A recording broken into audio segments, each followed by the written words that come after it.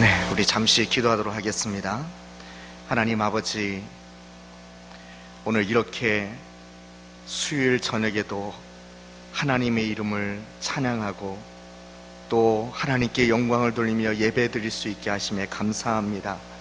3일 동안의 인생의 여정 가운데서도 새벽마다 우리와 함께 하셨고 우리의 걸어가는 인생길에서도 동행하신 주님의 은혜를 찬양합니다. 우리는 이 시간 예배하는 모든 성도님들은 모두 행복한 자들입니다. 새벽에도 응답하시는 하나님께 하나님 아버지가 계시고 오늘 이 예배 가운데서도 우리에게 말씀을 통해 또 예배의 감격과 은혜를 통해 우리를 품어주시는 아바 아버지가 계시기 때문인 줄로 믿습니다. 주님, 우리를 사랑하시기에 바로 이 시간에도 성령의 기름 부음과 은혜로 함께하여 주옵소서. 감사하며 예수 이름으로 기도드립니다. 아멘. 우리 한번 같이 예배하는 우리 성도님들 옆에 보시면서 같이 한번 인사할까요? 우리 천사와 같은 얼굴로 환하게 웃으시면서 사랑합니다, 축복합니다 라고 한번 인사해 봤으면 좋겠습니다. 사랑합니다, 축복합니다. 아멘. 네, 저는 오늘 우리 성도님들과 함께 이제 마가복음 2장 말씀으로 들어와서 두 번째 이야기를 나누려고 합니다. 두 번째입니다. 첫 번째 이야기는 다들 기억하실까요? 몇 주 전에 나눴던 말씀인데 예수님이 누구를 고쳐주셨던 이야기였죠? 예, 중풍병자를 고쳐주었던 이야기였죠. 그리고 오늘은 두 번째 이야기인데요. 사실 이 마가복음 2장에 들어와서는 총 4가지의 이야기가 등장합니다. 아까 말씀드렸던 첫 번째, 누굴 고쳐줘요? 중풍병자를 고치신 사건이 첫 번째 일이고요. 두 번째는 오늘 말씀인데 누구를 부르시냐면 세리 레위를 부르시는 사건이 오늘 말씀에 나오고요. 그래서 세 번째는 18절 말씀서부터 나오는 여러분 성경책의 제목으로는 금식 논쟁 이렇게 되어 있을 겁니다. 금식에 대한 논쟁거리가 나오고요. 네 번째 이야기는 23절 말씀에 안식일에 예수님의 제자들이 밀 이삭을 잘라 먹었던 그 사건이 나오게 됩니다. 제가 오늘은 두 번째 이야기를 말씀드릴 것이면서 이상하게 왜 4개의 이야기를 모두 말씀드리는지 이상하시죠? 사실 그 이유가 있습니다. 마가복음 2장의 말씀에는요, 특이하게도 이 마가복음 2장에 나오는 이 4개의 이야기 모두 안에 공통적으로 담긴 게 있기 때문에 그렇습니다. 그게 뭔지 좀 눈치를 채셨나요? 이 4가지 이야기, 4가지 사건 속에 공통적으로 등장하는 거예요. 다른 말씀들에게는 없었는데 유독 이 마가복음 2장 말씀에 모든 사건들 속에 공통적으로 등장하는 것이 있습니다. 그건 무엇이냐면요, 예수님께 딴지 거는 이야기입니다. 좀 애들 말을 썼어요. 네, 딴지 건다는 말을 좀 아시나요? 네, 사실 예수님을 반대하기 위한 반대를 하는 서기관이나 바리새인들의 의견들이 나오는 겁니다. 이 4가지의 이야기 모두 다 이 부분이 등장합니다. 그러면서 마가복음 3장 말씀으로 곧장 넘어가서는 왜 이랬던 이유가 왜 이랬는지 그 이유가 등장하더라는 겁니다. 마가복음 3장 2절 말씀 잠깐만 띄워주실래요? 마가복음 3장 2절 말씀에 사람들이 예수를 뭐 하려고 그런다고요? 고발하려고 합니다. 이 고발하려고 자꾸 딴지 거는 겁니다. 그리고 왜 고발하려고 한 것이냐? 최종적인 마지막 목적이 나오는데 3장 6절 몇 절 안 가서 바로 이런 이야기까지 나옵니다. 한번 띄워주십시오. 바리새인들이 나가서 곧 헤롯 왕과 함께 어떻게 하여 예수를 뭐 할까요? 죽일까? 이제 죽이려고 하는 게 사실 마지막 목적이 된 것입니다. 그러니 저는 이들이 했던 대꾸들, 또 질문들, 또 예수님을 향한 그런 반대적인 행동들 어떻게 봤냐면 진리를 복음을 전하시는 예수님을 반대하기 위한 반대의 모습으로 말씀을 드렸던 것입니다. 첫 번째 이야기였던 중풍병자를 고쳤던 사건에서는 어떤 부분이 있었는지 혹시 기억들 하시나요? 제가 저번 그 말씀을 전할 때는 좀 그냥 넘어간 부분이 좀 있어갖고 잠깐만 다시 한 번만 살펴보려고 하는데요.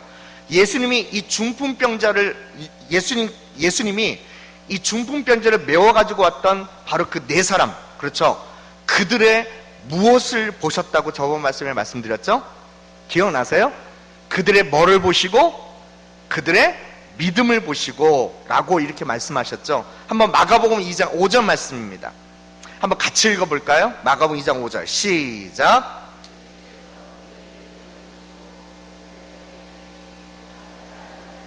사함을 받았느니라 하시니 예수님이 선언하셨습니다. 내 죄사함을 받았느니라. 그랬더니 어떤 서기관들이 바로 이어서 등장합니다. 6절 말씀입니다. 어떤 서기관들이 거기 앉아갖고 마음에 생각하기를 뭐라고들 생각했는지를 한번 보십시오. 7절 말씀입니다. 같이 읽어볼까요? 시작. 이 사람이 어찌 이렇게 말하는가? 신성모독이로다.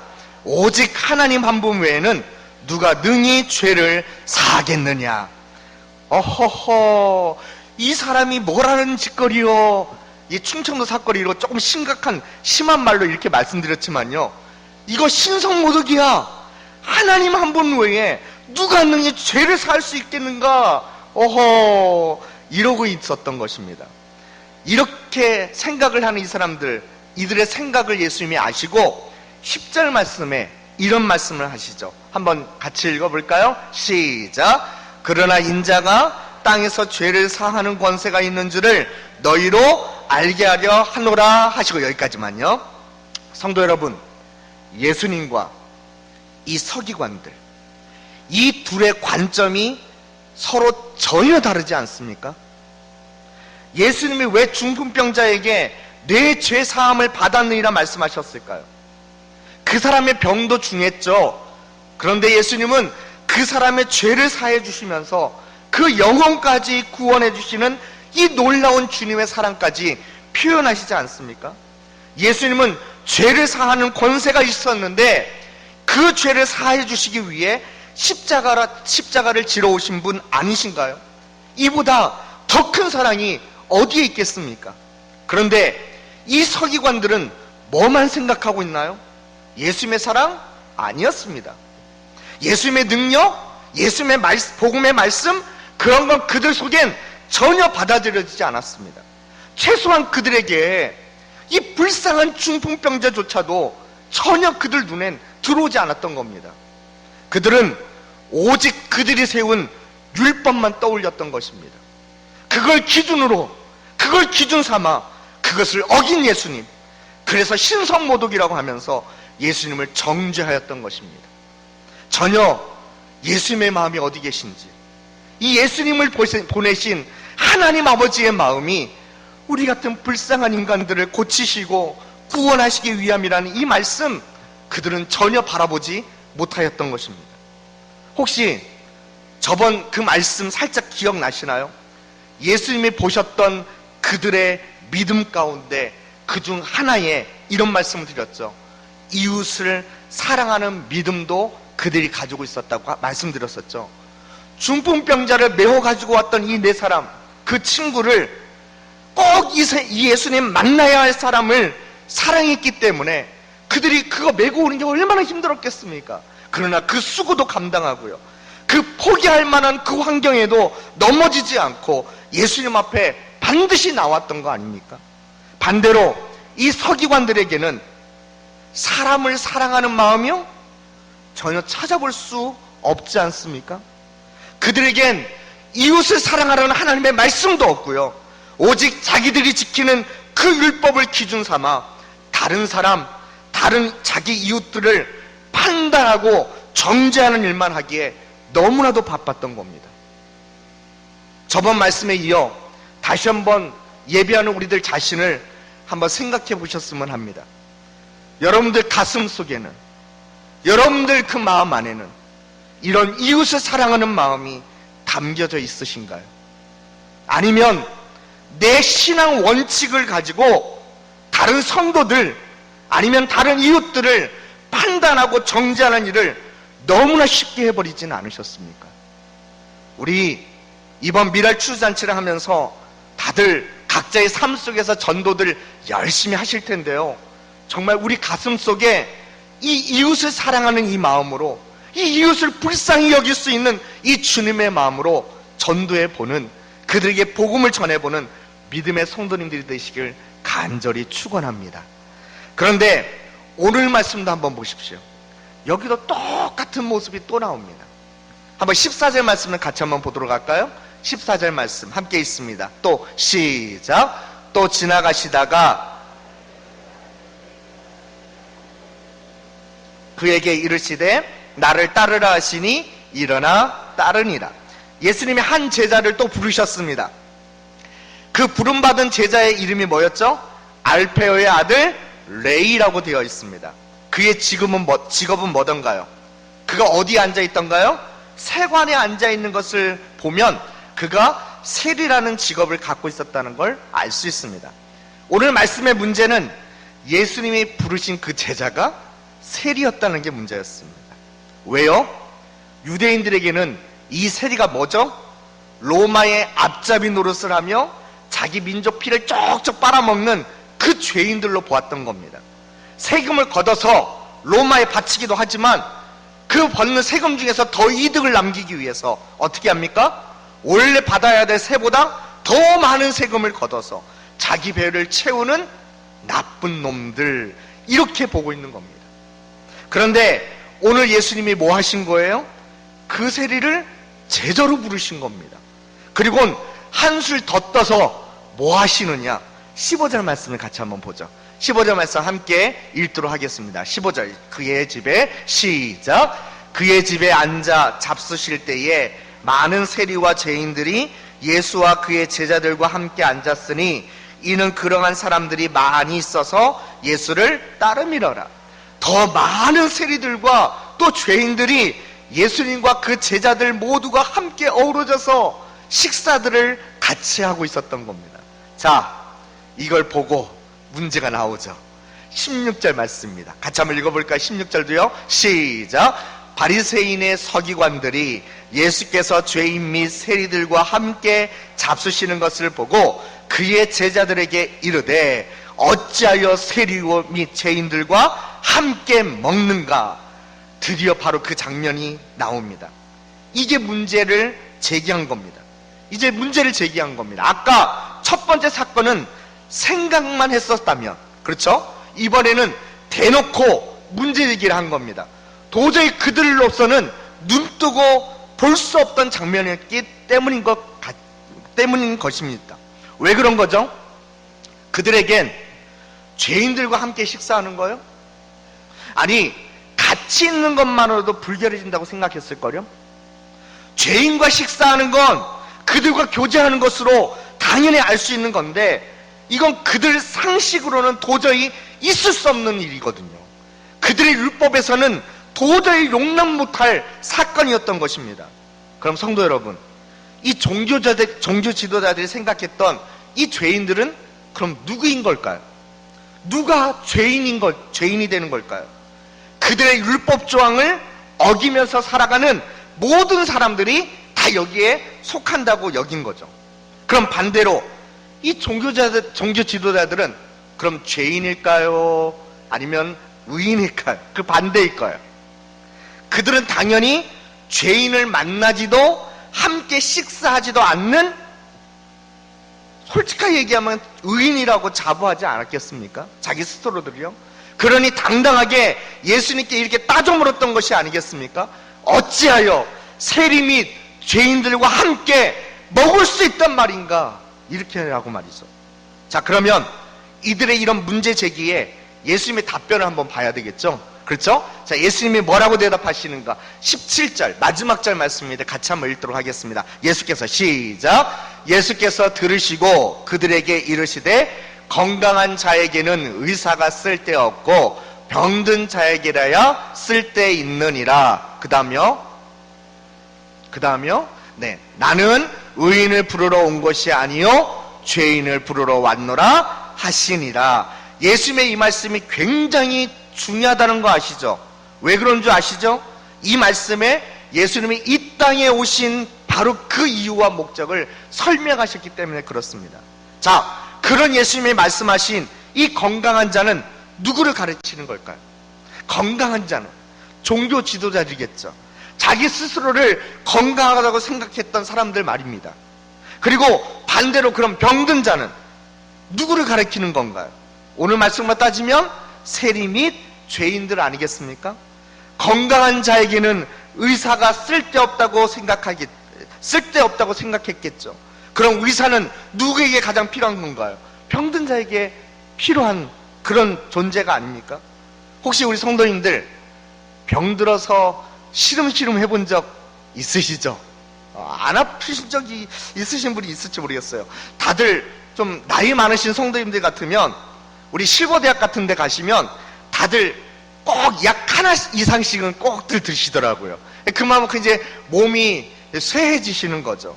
혹시 나는 병원도 잘 안 가고 늘 건강해요, 팔팔해요 하시는 성도님들이 계시면 그건 너무 큰 은혜이죠. 그렇죠? 그런데 어떤 분은 그런 아프신 분들의 고통을 그래서 잘 모르시는 경우가 있으신 분도 있더라고요. 그래서 쉽게 이런 말들로 상처 줄 때가 있으시더라고요. 아니 뭐 그런 것 가지고 뭘 그렇게 알아듣냐고. 아파 보신 분들은요 이런 말 들으시면 굉장히 속상하실 때가 있으시죠. 그렇게 아플 때, 참지 못할 만큼 아플 때 그럼 여러분 우린 누구를 찾아가나요? 물론 하나님의 만져주시는 은혜도 필요합니다. 그리고 더불어서 의사 선생님을 찾아가서 잘 나을 수 있도록 치료를 받지 않으시나요? 건강한 사람들은 의사를 찾지 않죠. 그러나 아픈 병에 걸려 있으면 그 병 잘 치료해 줄 수 있는 의사는 하나님께서 그 사람 위에 보내주신 너무나도 귀한 축복인 것입니다. 이걸 예수님이 말씀하신 겁니다. 그럼 여기서 의사는 누구인가요? 바로 예수님을 말씀하신 것이죠. 그럼 건강하다고 자부하는 자들은 예수님이 필요 없다고 찾지를 않지 않겠습니까? 그런데 세리나 죄인들에게는 예수님이 정말 필요한 분, 그들이 찾아야 될 분, 이런 분이시지 않겠습니까? 그 다음 말씀도 한번 보세요. 나는 의인을 부르러 온 것이 아니요, 이 말씀이 무슨 말씀인가요? 나는 예수님은 스스로 건강하다고 해서 예수님이 필요 없다고 생각하는 의인이라 생각하고 있는, 그렇게 착각하고 있는 자들을 부르러 온 것이 아니요, 누구를 부르러 오셨다고 말씀하시죠? 죄인을 부르러 왔노라. 영적으로 병들어 그들을 구원해 주실 오직 길이 되시고 오직 진리가 되시고 오직 생명이 되시는 예수님을 필요로 하는 바로 그 죄인들, 그들을 부르러 오셨다고 말씀하십니다. 그럼 한 가지 질문을 우리 성도님들께 드려보았으면 합니다. 사랑하는 성도 여러분, 여러분 과연 누가 죄인이고 누가 의인인 것일까요? 과연 종교생활 잘하고 있고 11조 잘 드리고 있고 우리는 지금 미랄 특별 새벽기도를 하고 있는 기간 중인데 새벽기도에도 빠짐없이 잘 나오면 의인이고 그렇지 못하면 죄인인 것일까요? 그런데 여기 바리새인의 서기관들은요 그렇게 나누었다니까요. 우린 저런 죄인들이 아니니까 의인인 것이고 저기 저 인간들은 세리이고 더러운 죄인들이니까 가까이 하면 안 되는 것이고 식사도 하면 함께하면 안 되는 죄인이라고 아예 못 받고 정죄하는 게 아니겠습니까? 그럼 다시 물어보겠습니다. 이들의 이런 분류가 이래서 의인이고 저래서 죄인인 이 기준이 이런 말이 맞는 말일까요? 아니요. 전혀 틀린 말이지 않습니까?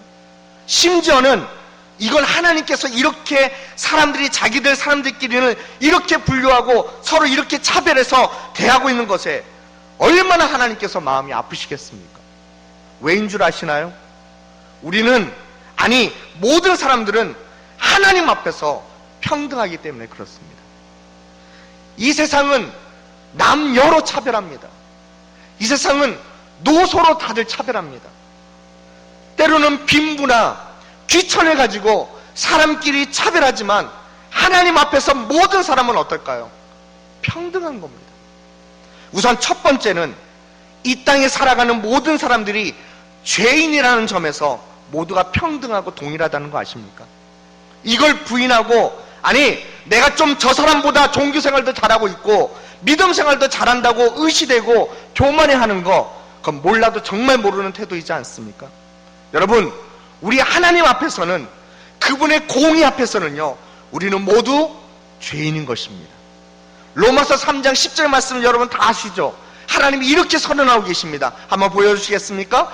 의인은 없나니 뭐도 없다고요? 하나도 없다고 말씀하시죠. 이 세상에 의인은 단 한 명도 존재하지 않습니다. 대신 의인이 아니면 모두 뭐라는 것인가요? 모두가 죄인이라는 점, 이게 동일한 점입니다. 우리 옆에 계신 분하고 부끄럽지만 한번 이렇게 인사해 보셨으면 합니다. 한번 이렇게 인사해 보시죠. 나도 죄인이고 당신도 죄인입니다. 나도 죄인이고 당신도 죄인입니다. 그리고 우리 모두뿐만 아니죠. 우리가 지금 기도하고 있는, 이제 앞으로 선물을 가지고 그들을 찾아가고 그들에게 복음을 전해야 될 텐데, 아니면 좀 약하게는 우리 교회 초청잔치에 초대해야 될 텐데, 그 전도 대상자들도 모두 죄인이라는 사실을 우리가 인지해야 합니다. 우리가 모두 죄인이기 때문에, 우리 전도 대상자들도 모두 죄인이기 때문에 누가 필요해요? 주님이 필요한 겁니다. 그리고 두 번째, 우리가 죄인이기 때문에 반드시 예수님을 믿음으로 말미암아 구원을 얻게 된다는 이 사실 앞에서 모든 사람들은 평등하다는 사실입니다. 이거 어느 누구 하나 피해가지 못하고 모두에게 이 사실은 진리, 바로 그 진리 자체인 것입니다.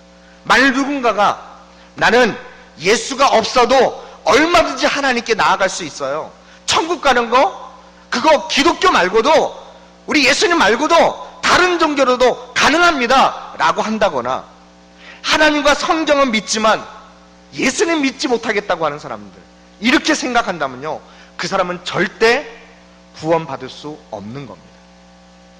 하나님은 모든 사람을 이 두 가지 점에서, 뭐라고요?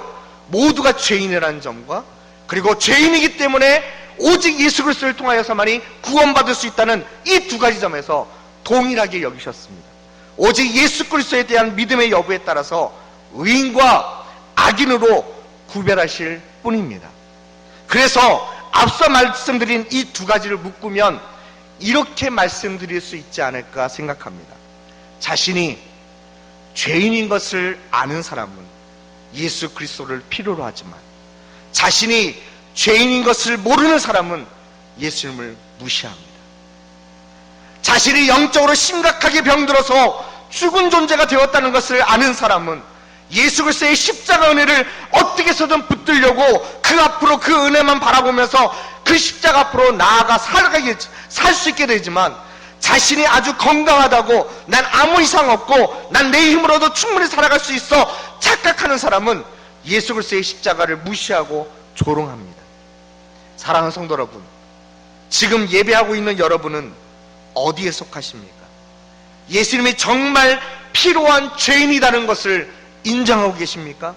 아니면 난 잘 살아가고 있고 아무런 문제도 없어서 내가 필요할 때만 예수님을 찾을 거라고 생각하고 계십니까?